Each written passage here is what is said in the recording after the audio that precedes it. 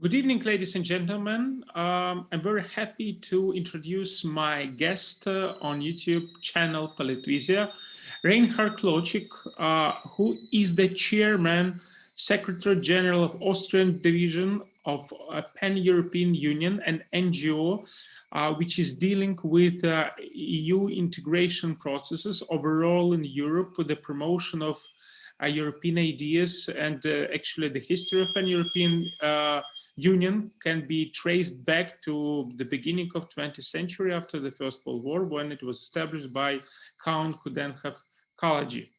Okay, Mr. Kluchek, I'm very happy to see you here, and obviously I'm very happy to see you after actually Russian invasion began, because obviously now for Ukrainians each day is, like a separate event, which you have to celebrate, because the situation is very dangerous, and obviously it's very nice when you see friends, and I hope that after, the situation will relax, we will see each other again, and hopefully in Vienna, because last time we saw each other in Kiev, and it seems like we saw each other in different epoch, let's say in the previous reality, because now we live in the new reality, and I can't imagine how my colleagues in Kiev now live, stay, because it's horrible. In Odessa, it's really it's dangerous, but in Kiev it's extremely dangerous, because it's the capital. So, Mr. Kluchek, thank you very much. Thank you for the invitation. It's great to see you. I mean, for me, it's easier than for you at the moment to have such conversations. Thank you very much. Okay, Mr. Kluchek. Yesterday, I read an information that some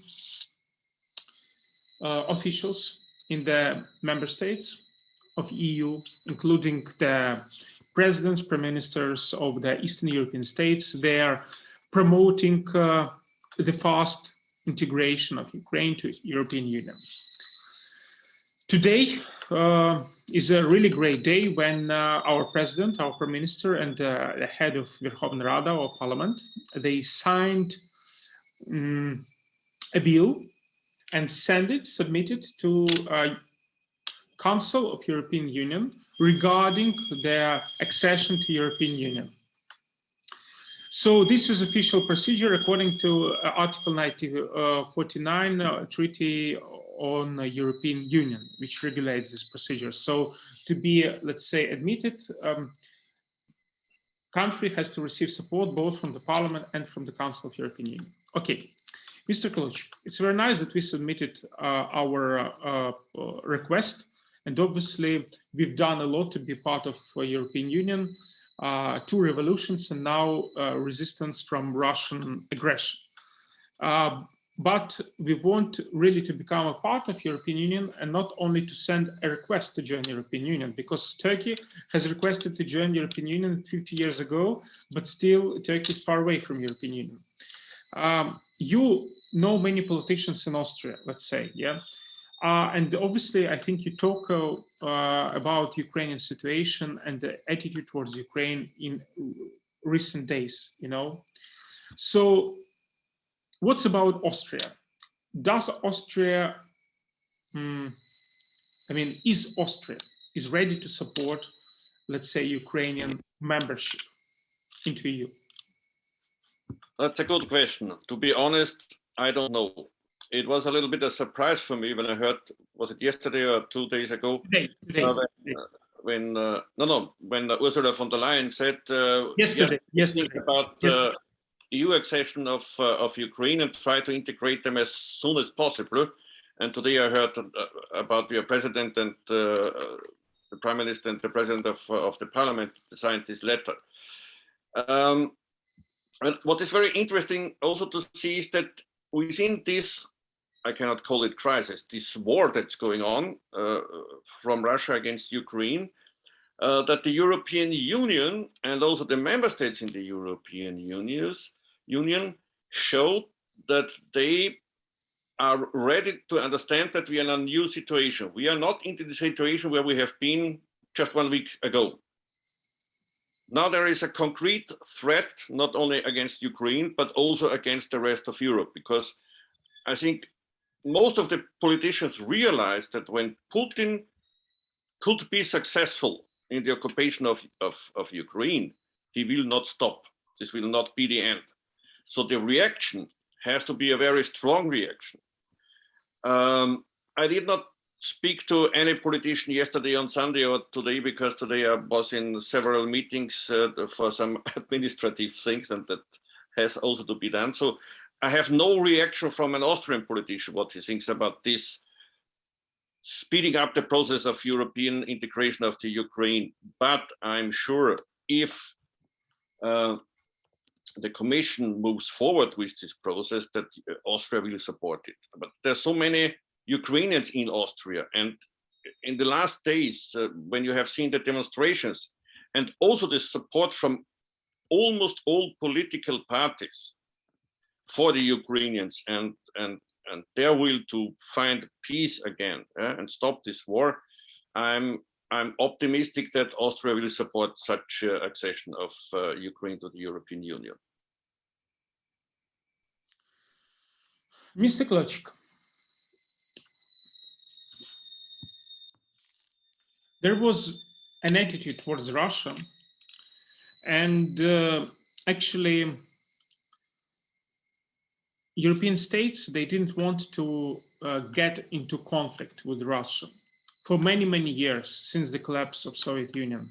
It seems that consciously European states didn't want to acknowledge that Russia has considerably changed since first years of its independence back in the 90s.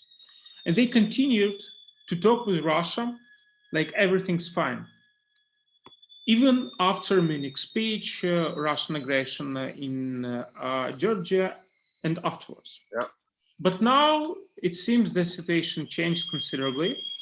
Western allies are ready to change the pace of dialogue with Russia.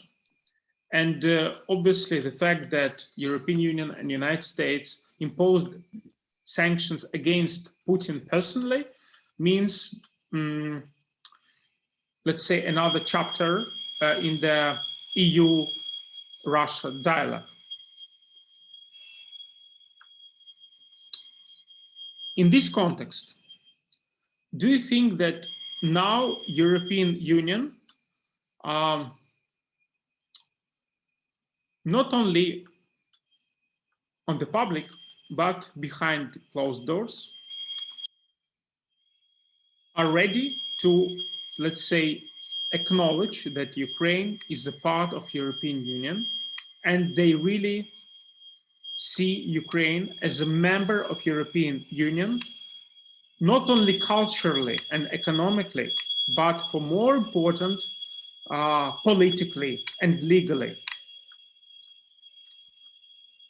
When you remember our last conversation, I don't know exactly when it was, but one of my arguments was, why is it so difficult for Ukraine to get closer to the European Union? My answer was because the European Union or the European Union states are not interested in troubles.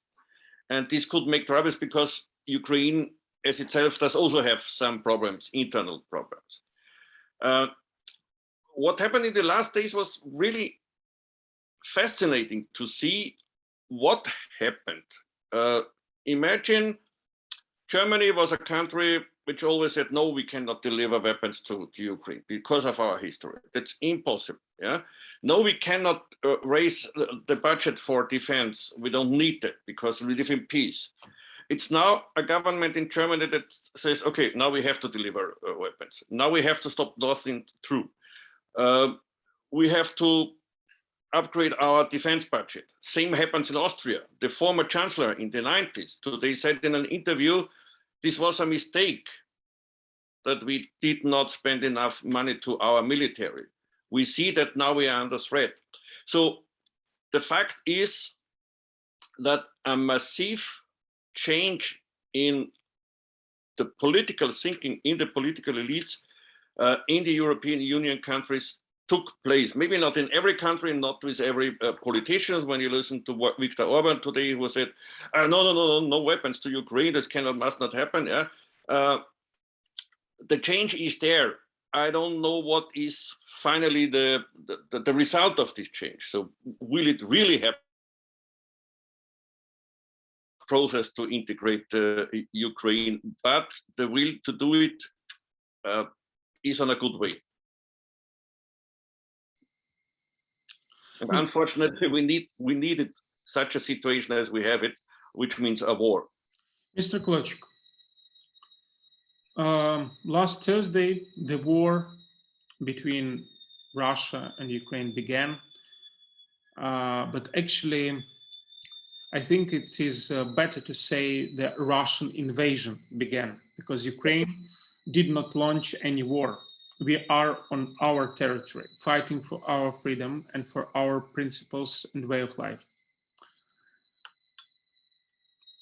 You live in Austria, and obviously in Austria,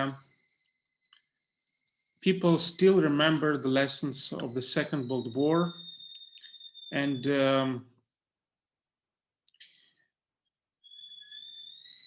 this collective memory of the Second World War still, let's say, persists in Austria. When you heard that Russia made an invasion into Ukraine, did you feel desperate? Did you feel scared?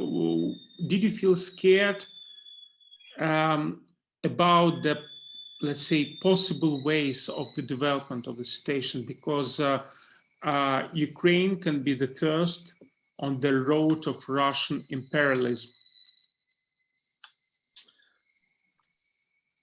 I expected that Putin would not fully invade Ukraine, but go into the eastern parts, which are partly already under control of Russian mercenaries, and then try to take the two oblasts and maybe somewhere in the south a part of it, and maybe to try to get a land direction from this eastern part of Ukraine, Donetsk and Luhansk, to, let's say, to Tiraspol, to cut off Ukraine from the Black Sea.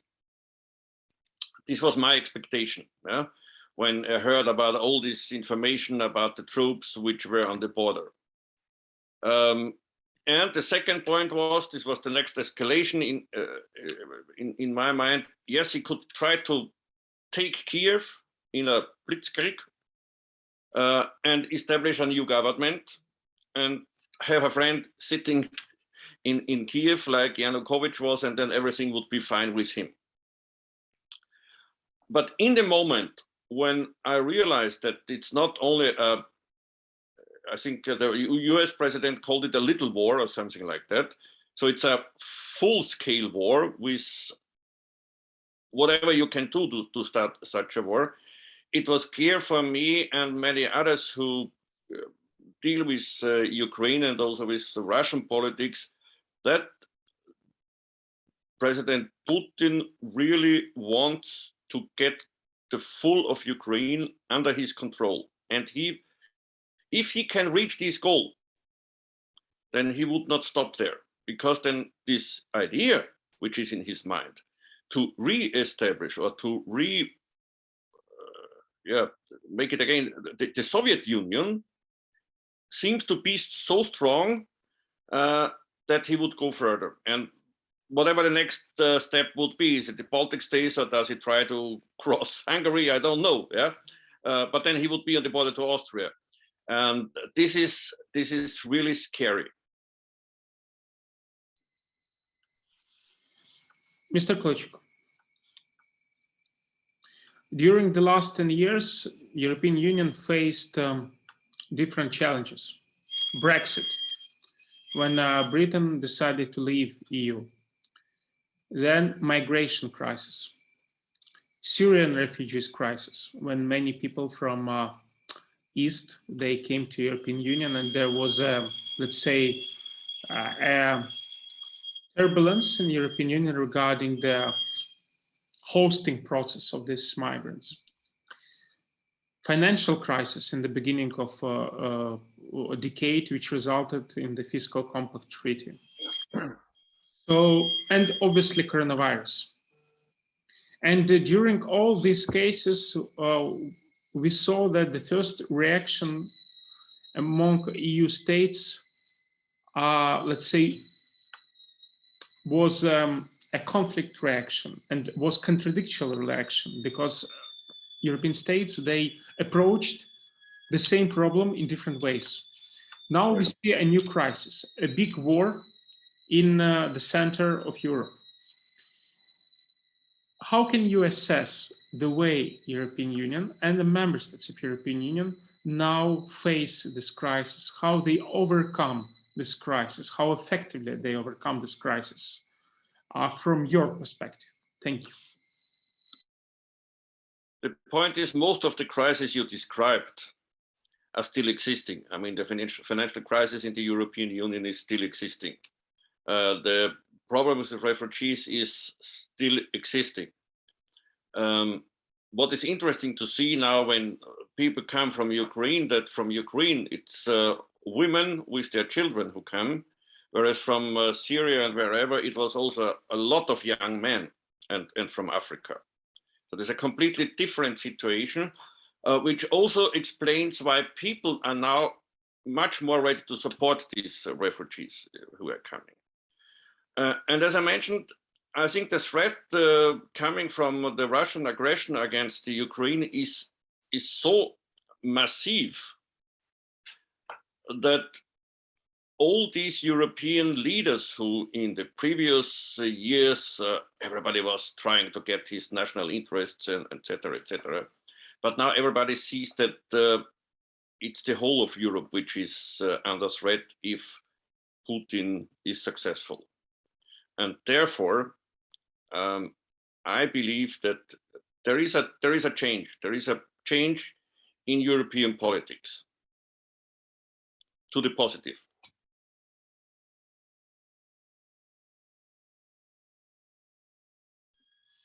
Mr. Kluchek, obviously all wars, they at the moment in history, they finish, yeah? And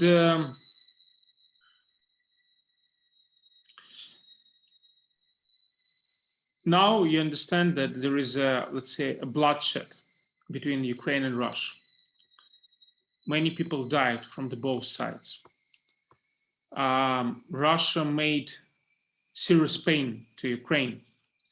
And you know that Russians always said that Ukrainians are like brothers, but it's false, you know. As a head of the Orthodox Church, Ukrainian Orthodox Church,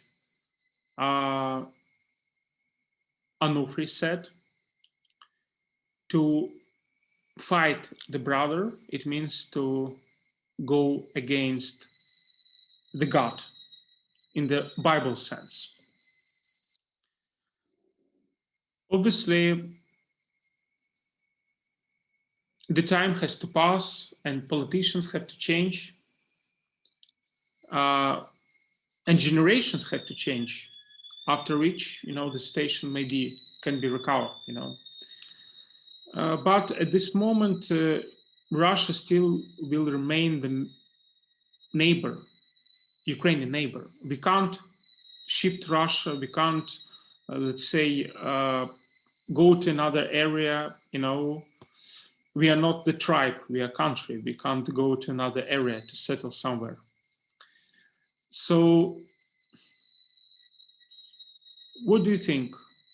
If Ukraine, let's say, will be admitted to the European Union as quickly as possible, Miss Ursula von der Leyen said that Ukraine can be admitted by 2030 to European Union. Ukrainians want to do this faster. But nevertheless, do you think that being in European Union and possibly being the member of NATO, but first of all, member of European Union, will it prevent Russia from trying to occupy Ukraine? Will it help Ukraine to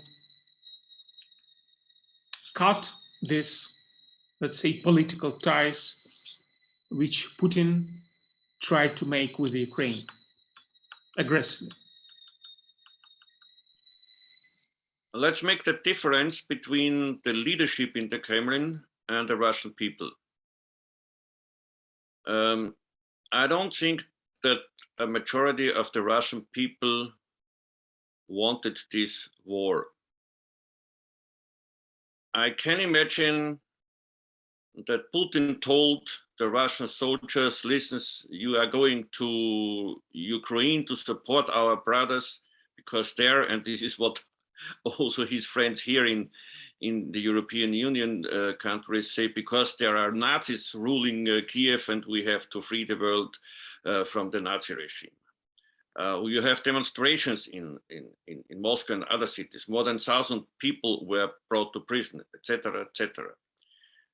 And by the way, if Putin says there are no Russians, no Ukrainians, because we are all one, we are the same people, yeah? These are our brothers. This means that he is fighting against his brothers and that he is killing his brothers. As the bishop said, yeah, this is against the will of God. So the point is, it's not the membership in the European Union or in the NATO. Yes, NATO is much more important for military defense than the EU is, of course, but it's the problem of the leadership in Russia.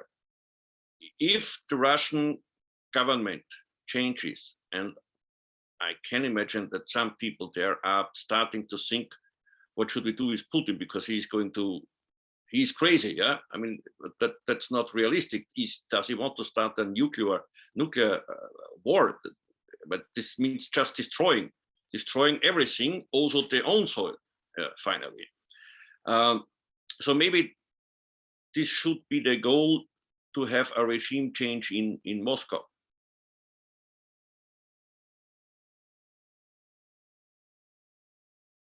I can't hear you. Mr. Kluchek, I'm very happy that you joined this discussion, that you agreed to give an interview. You're always welcome.